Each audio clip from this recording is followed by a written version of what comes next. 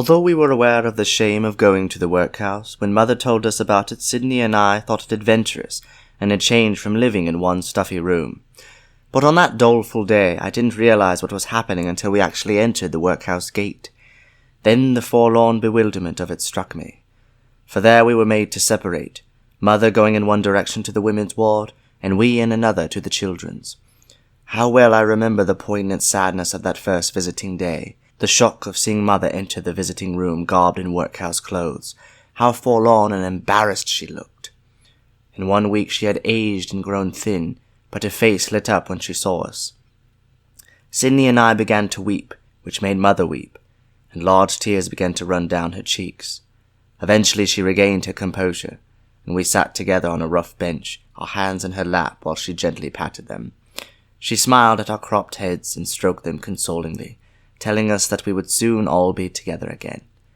From her apron she produced a bag of coconut candy which she had bought at the workhouse store, with her earnings from crocheting lace cuffs for one of the nurses. After we parted, Sydney kept dolefully repeating how she had aged. Sydney and I quickly adapted ourselves to workhouse life, but in an overcast sadness. I remember little of incident, but the midday meal at a long table with other children was a warm and expectant affair. It was presided over by an inmate of the workhouse, an old gentleman of about 75, with a dignified countenance, a thin white beard, and sad eyes. He elected me to sit next to him because I was the youngest, and until they cropped my head, had the curliest hair. He called me his tiger, and said that when I was bigger I would wear a top hat with a cockade, and would sit at the back of his carriage with my arms folded. This honor made me very fond of him. But a day or so later a younger boy appeared on the scene with curlier hair than I, and took my place beside the old gentleman, because, as he whimsically explained, a younger and curlier-headed boy always took precedence. After 3 weeks we were transferred from Lambeth Workhouse to the Hanwell schools for orphans and destitute children, about 12 miles outside of London. It was an adventurous drive in a horse-drawn bakery van, and rather a happy one under the circumstances, for the country surrounding Hanwell was beautiful in those days, with lanes of horse-chestnut trees, ripening wheat fields and heavy-laden orchards. And ever since, the rich, aromatic smell after rain in the country has always reminded me of Hanwell. On arriving, we were delivered to the approbation ward and put under medical and mental observation before entering the school proper. The reason was that among 300 or 400 boys, a subnormal child or a sick one would be unhealthy for the school, as well as being in an unhappy situation himself. For the first few days I was lost and miserable, for at the workhouse I always felt that Mother was near, which was comforting, but at Hanwell we seemed miles apart. Sydney and I graduated from the approbation ward to the school proper, where we were separated, Sydney going with the big boys and I with the infants. We slept in different ward blocks, so we seldom saw each other. I was a little over 6 years old and alone, which made me feel quite abject, especially on a summer's evening at bedtime during prayers, when kneeling with 20 other little boys in the center of the ward in our nightshirts, I would look out of the oblong windows at the deepening sunset in the undulating hills, and feel alien to it all as we sang in throaty off-key voices.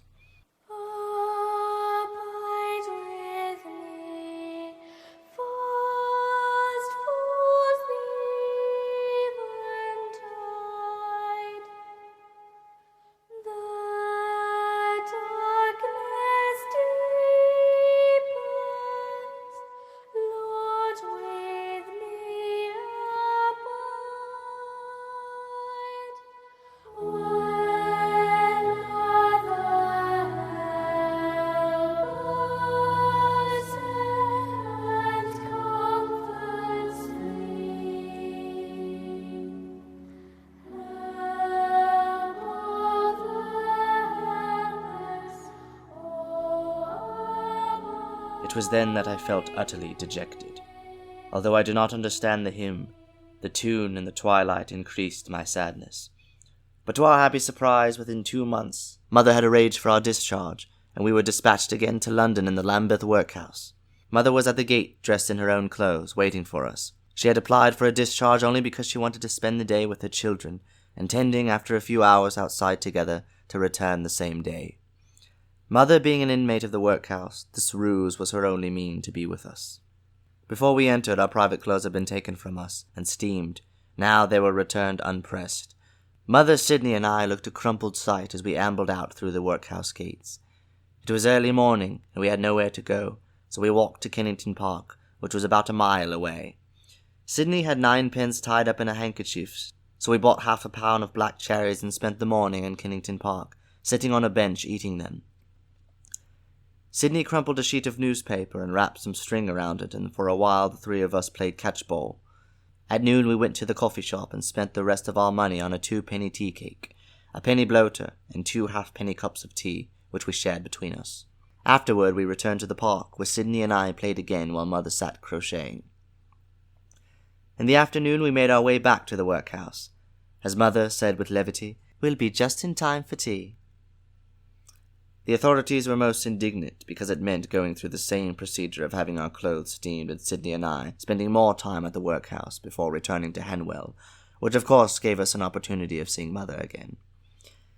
But this time we stayed at Hanwell for almost a year, a most formative year in which I started schooling and was taught to write my name, Chaplin. The word fascinated me, and looked like me, I thought.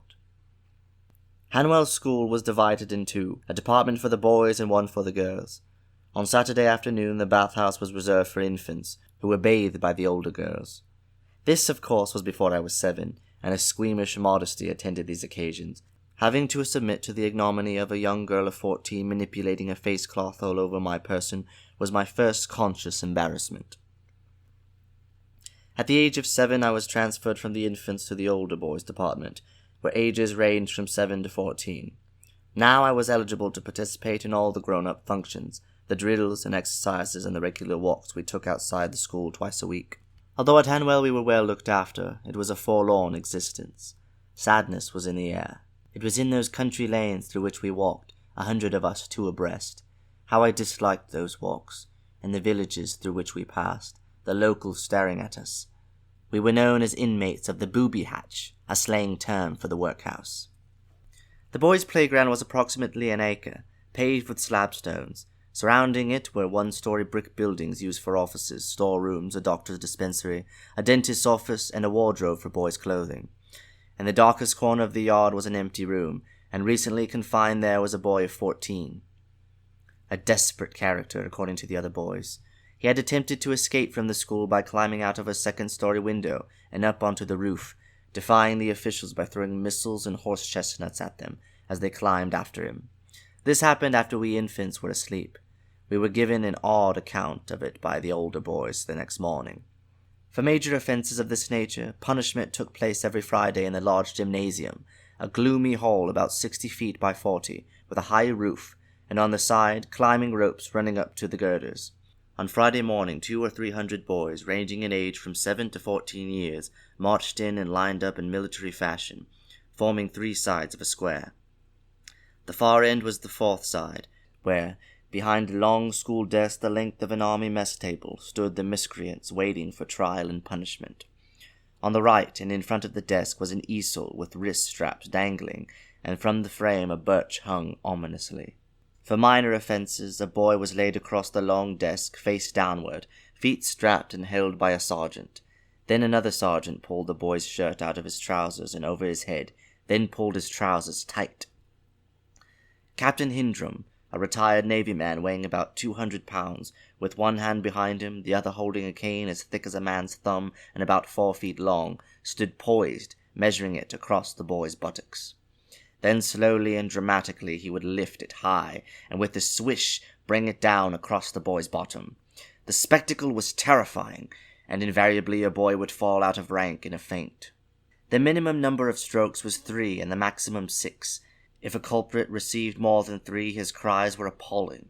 Sometimes he was ominously silent, or had fainted. The strokes were paralyzing, so that the victim had to be carried to one side and laid on a gymnasium mattress, where he was left to writhe and wriggle for at least 10 minutes before the pain subsided, leaving 3 pink welts as wide as a washerwoman's finger across his bottom.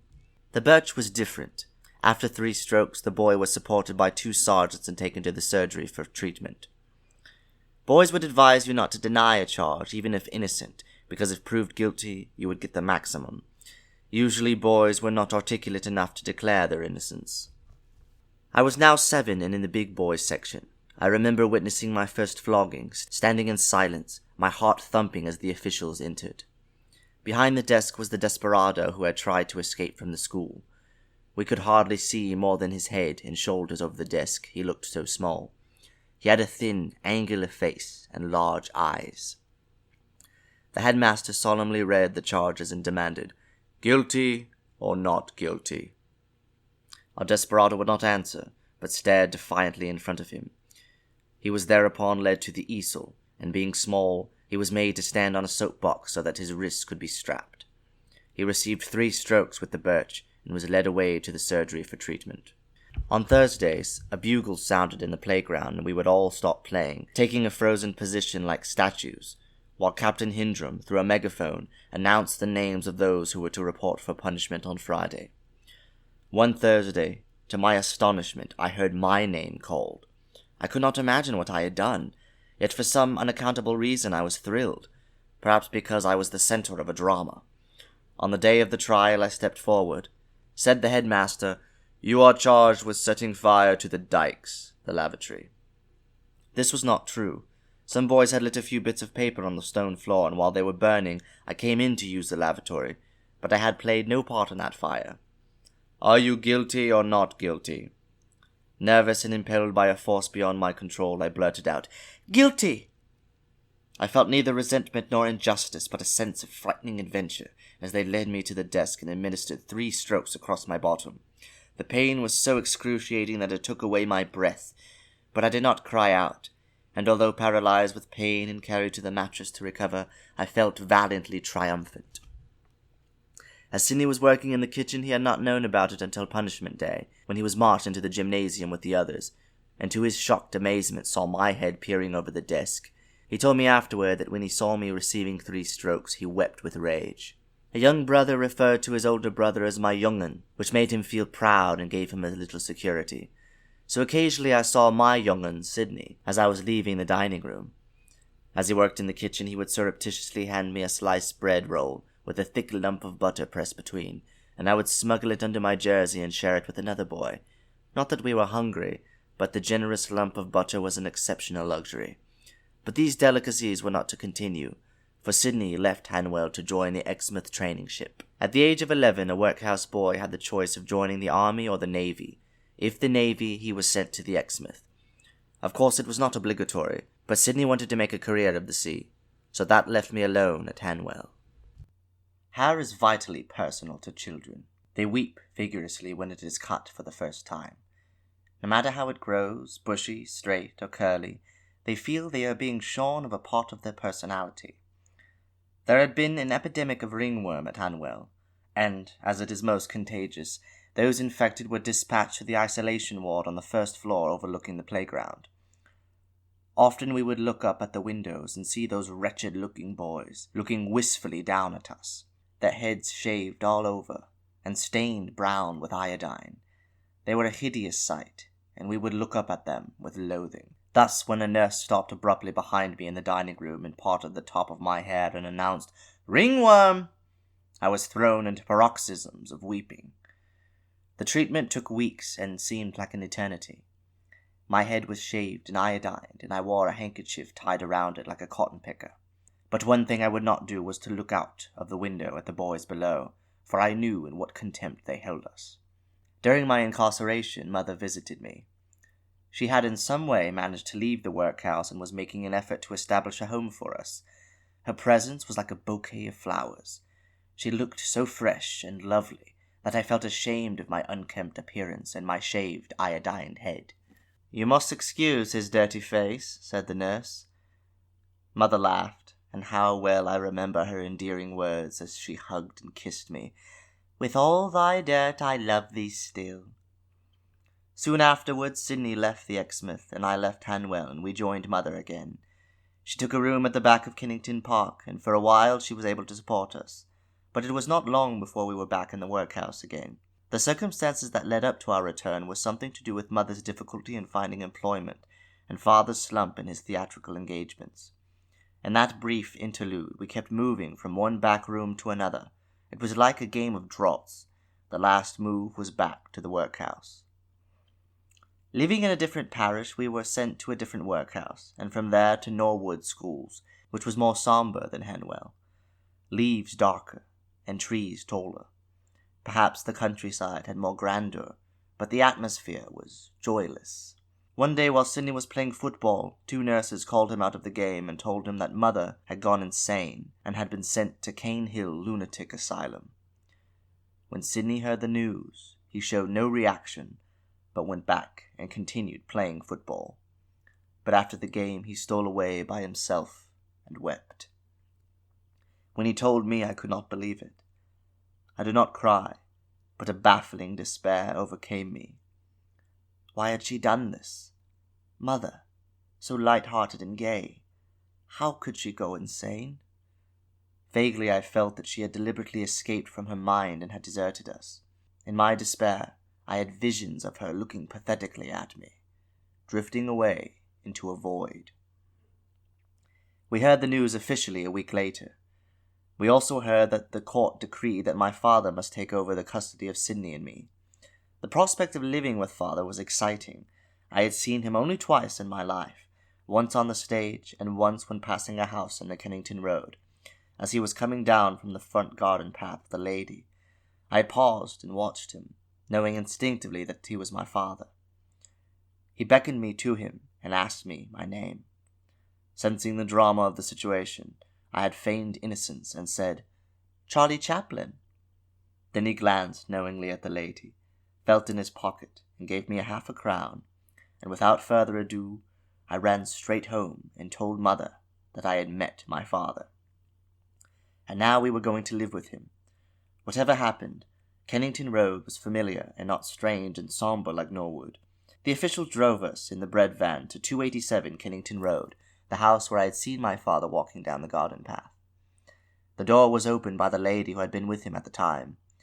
She was dissipated and morose-looking, yet attractive, tall, and shapely, with full lips and sad, doe-like eyes. Her age could have been 30. Her name was Louise. It appeared that Mr. Chaplin was not at home, but after the usual formalities and the signing of papers, the official left us in charge of Louise, who led us upstairs to the first landing into the front sitting-room. A small boy was playing on the floor as we entered, a most beautiful child of 4, with large dark eyes and rich brown curly hair. It was Louise's son, my half-brother. The family lived in 2 rooms, and although the front room had large windows, the light filtered in as if from underwater. Everything looked as sad as Louise. The wallpaper looked sad, the horsehair furniture looked sad, and the stuffed pike in a glass case that had swallowed another pike as large as itself, the head sticking out of its mouth, looked gruesomely sad. In the back room she had put an extra bed for Sidney and me to sleep on, but it was too small. Sidney suggested sleeping on the sofa in the sitting room. "You'll sleep where you're told to," said Louise. This caused an embarrassing silence as we walked back into the living room. Our reception was not an enthusiastic one, and no wonder. Sidney and I had been suddenly thrust upon her, and moreover we were the offspring of father's estranged wife. We both sat mutely watching her prepare the table for something to eat. "Here," she said to Sidney, "you can make yourself useful and fill the coal scuttle. And you," she said, turning to me, "go to the cook shop next to the White Hart and get a shilling's worth of corned beef." I was only too pleased to leave her presence, and the whole atmosphere for a lurking fear was growing within me, and I began to wish we were back at Norwood. Father arrived home later and greeted us kindly. He fascinated me. At meals I watched every move he made, the way he ate, and the way he held his knife as though it were a pen when cutting his meat, and for years I copied him. When Louise told of Sidney's complaining about the small bed, Father suggested that Sidney should sleep on the sitting-room sofa. This victory of Sidney's aroused Louise's antagonism, and she never forgave him. She continually complained to Father about him. Although Louise was morose and disagreeable, she never once struck me, or even threatened to, but the fact that she disliked Sidney held me in fear and dread of her. She drank a great deal, and this exaggerated my fear. There was something frighteningly irresponsible about her when she was drunk.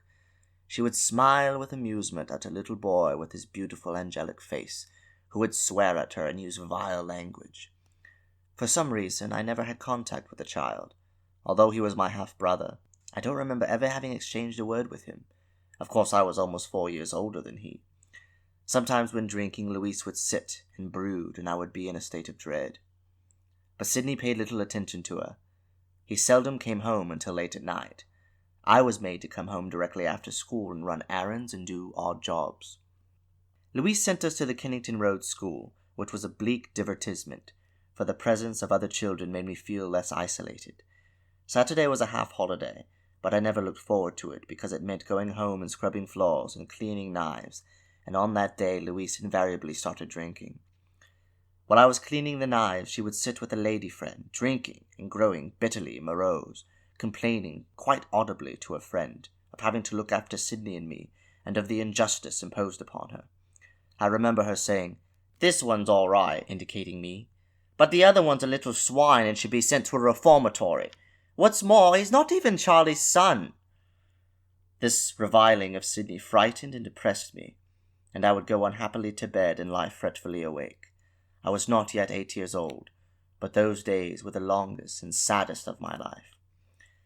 Sometimes on a Saturday night, feeling deeply despondent, I would hear the lively music of a concertina passing by the back bedroom window, playing a Highland march, accompanied by rowdy youths and giggling coster girls. The vigor and vitality of it seemed ruthlessly indifferent to my unhappiness, yet as the music grew fainter in the distance, I would regret its leaving.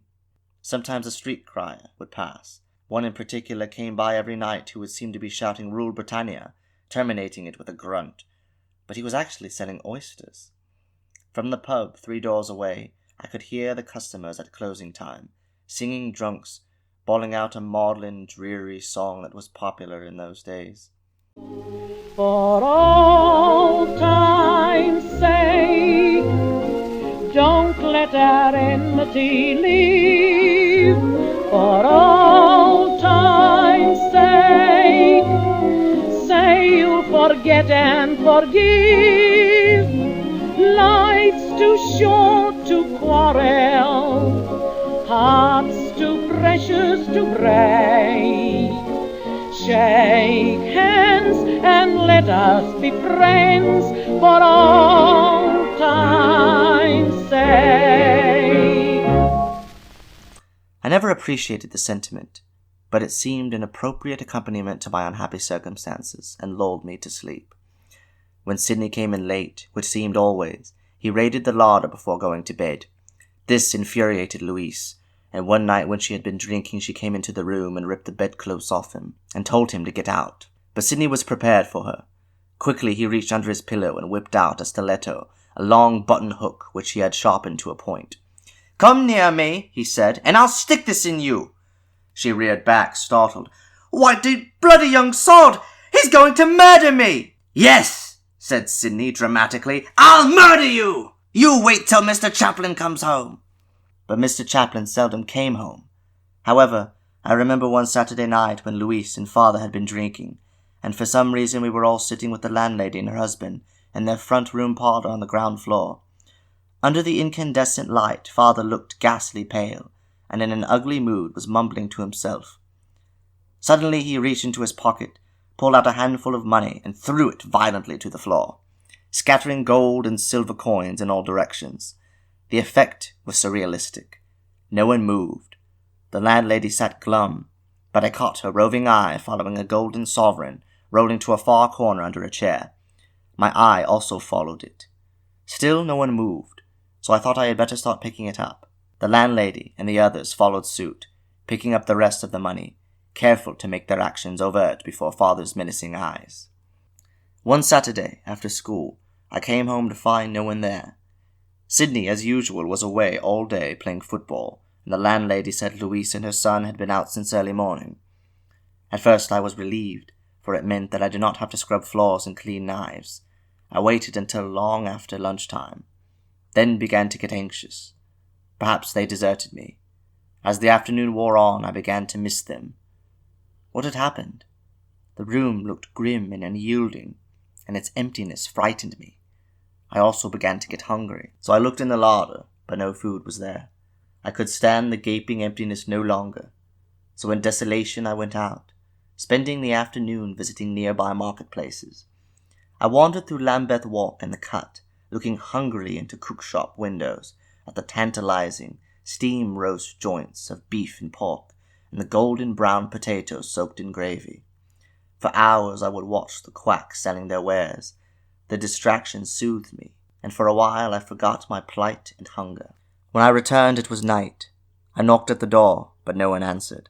Everyone was out. Wearily, I walked to the corner of Kennington Cross and sat on the curb near the house to keep an eye on it, in case someone returned. I was tired and miserable, and wondered where Sydney was. It was approaching midnight, and Kennington Cross was deserted but for one or two stragglers. All the lights of the shops began going out, except those of the chemist and the public houses. Then I felt wretched. Suddenly, there was music, rapturous. It came from the vestibule of the White Hart Corner pub and resounded brilliantly in the empty square. The tune was The Honeysuckle and the Bee, played with radiant virtuosity on a harmonium and clarinet. I had never been conscious of melody before, but this one was beautiful and lyrical, so blithe and grey, so warm and reassuring. I forgot my despair and crossed the road to where the musicians were. The harmonium player was blind, with scarred sockets where the eyes had been, and a besotted, embittered face played the clarinet. It was all over too soon, and their exit left the night even sadder. Weak and tired, I crossed the road toward the house, not caring whether anyone came home or not. All I wanted was to go to bed. Then dimly I saw someone going up the garden path toward the house. It was Louise, and her little son running ahead of her. I was shocked to see that she was limping exaggeratingly, and leaning extremely to one side. At first I thought she had been in an accident and had hurt her leg. Then I realized she was drunk. I had never seen a lopsided drunk before. In her condition I thought it best to keep out of her way, so I waited until she had let herself in. A few moments later the landlady came home and I went in with her. As I crept up the darkened stairs, hoping to get to bed unnoticed, Louise staggered out onto the landing. "Where the hell do you think you're going?" she said. "This is not your home." I stood motionless. "You're not sleeping here tonight. I've had enough of all of you. Get out! You and your brother! Let your father take care of you!" Without hesitation, I turned and went downstairs and out of the house. I was no longer tired. I had got my second wind. I had heard that father patronized the Queen's Head pub in the Prince's Road about half a mile away, so I made my way in that direction, hoping to find him there. But soon I saw his shadowy figure coming towards me, outlined against the street lamp. "She won't let me in," I whimpered, "and I think she's been drinking." As we walked toward the house, he also staggered. "I'm not sober myself," he said. I tried to reassure him that he was. "No, I'm drunk," he muttered remorsefully. He opened the door of the sitting room and stood there silent and menacing, looking at Louise. She was standing by the fireplace, holding on to the mantelpiece, swaying. "Why didn't you let him in?" he said. She looked at him, bewildered, then mumbled, "You too can go to hell. All of you!" Suddenly he picked up a heavy clothes brush from the sideboard and like a flash threw it violently, the back of it hitting her flat on the side of her face. Her eyes closed, then she collapsed unconscious with a thud to the floor, as though she had welcomed oblivion. I was shocked at father's action. Such violence made me lose respect for him. As to what happened afterwards, my memory is vague. I believe Sydney came in later, and father saw us both to bed, then left the house. I learned that father and Louise had quarrelled that morning because he had left her to spend the day with his brother, Spencer Chaplin, who owned several public houses round and about Lambeth. Being sensitive to her position, Louise disliked visiting the Spencer Chaplins, so father went alone, and as a revenge, Louise spent the day elsewhere. She loved father. Even though very young, I could see it in her glance the night she stood by the fireplace, bewildered and hurt by his neglect. And I am sure he loved her. I saw many occasions of it. There were times when he was charming and tender and would kiss her good night before leaving for the theatre. And on a Sunday morning, when he had not been drinking, he would breakfast with us and tell Louise about the vaudeville acts that were working with him, and have us all enthralled. I would watch him like a hawk, absorbing every action. In a playful mood, he once wrapped a towel round his head and chased his little son around the table, saying, "I'm King Turkey Rhubarb." About 8 o'clock in the evening, before departing for the theatre, he would swallow 6 raw eggs and port wine, rarely eating solid food. That was all that sustained him day after day. He seldom came home, and if he did, it was to sleep off his drinking. One day Louise received a visit from the Society for the Prevention of Cruelty to Children, and she was most indignant about it. They came because the police had reported finding Sydney and me asleep at 3 o'clock in the morning by a watchman's fire. It was a night that Louise had shut us both out, and the police had made her open the door and let us in. A few days later, however, while father was playing in the provinces, Louise received a letter announcing that mother had left the asylum. A day or two later, the landlady came up and announced that there was a lady at the front door to call for Sydney and Charlie. "There's your mother," said Louise. There was a momentary confusion. Then Sydney leapt downstairs into her arms, I following. It was the same sweet, smiling mother who affectionately embraced us. Louise and mother were too embarrassed to meet, so mother waited at the front door while Sydney and I collected our things. There was no umbrage or ill feeling on either side. In fact, Louise's manner was most agreeable, even to Sydney when she bade him goodbye. Mother had taken a room in one of the back streets behind Kennington Cross near Haywood's pickle factory, and the acid smell would start up every afternoon, but the room was cheap and we were all together again. Mother's health was excellent, and the thought that she had ever been ill never entered our heads. How we lived through this period I had not the remotest idea. Nonetheless, I remember no undue hardships or insoluble problems. Father's payments of 10 shillings a week were almost regular, and of course, Mother took up her needlework again and renewed her contact with the church. An incident stands out at that period. At the end of our street was a slaughterhouse, and sheep would pass our house on the way to be butchered. I remember one escaped and ran down the street, to the amusement of onlookers. Some tried to grab it, and others tripped over themselves. I had giggled with delight at its lambent capering and panic. It seemed so comic. But when it was caught and carried back into the slaughterhouse, the reality of the tragedy came over me, and I ran indoors, screaming and weeping to Mother. "They're going to kill it! They're going to kill it!" That stark spring afternoon and that comedy chase stayed with me for days, and I wonder if that episode did not establish the premise of my future films, the combination of the tragic and the comic. School was now the beginning of new horizons, history, poetry, and science, but some of the subjects were prosaic and dull, especially arithmetic. Its addition and subtraction gave me an image of a clerk in a cash register, its use, at best, a protection against being short-changed. History was a record of wickedness and violence, a continual succession of regicides and kings murdering their wives, brothers, and nephews. Geography, merely maps. Poetry, nothing more than exercising memory. Education bewildered me with knowledge and facts in which I was only mildly interested. If only someone had used salesmanship, had read a stimulating preface to each study that could have titillated my mind, infused me with fancy instead of facts, amused and intrigued me with the legerdemain of numbers, romanticized maps, given me a point of view about history, and taught me the music of poetry, I might have become a scholar. Since Mother had returned to us, she had begun to stimulate my interest in the theatre again. She imbued me with the feeling that I had some sort of talent. But it was not until those weeks before Christmas, when the school put on its cantata, Cinderella, that I felt an urge to express all that Mother had taught me. For some reason I was not selected to play in it, and inwardly I was envious and felt that I was better able to play in the cantata than those who had been chosen. I was critical of the dull, unimaginative way that the boys played their parts. The ugly sisters had no zest or comic spirit. They spoke their lines eruditely, with a schoolboy inflection and an embarrassing falsetto emphasis. How I would have loved to play one of the ugly sisters, with the tutoring Mother could have given me. I was, however, captivated by the girl who played Cinderella. She was beautiful, refined, aged about 14, and I was secretly in love with her. But she was beyond my reach, both socially and in years. When I saw the cantata, it was dismal but for the beauty of the girl, which left me a little sad. Little did I realize, however, the glorious triumph I was to enjoy 2 months later, when I was brought before each class and made to recite Miss Priscilla's Cat. It was a comedy recitation Mother had seen outside a newspaper shop, and thought it so funny that she copied it from the window and brought it home. During a recess from class, I recited it to one of the boys.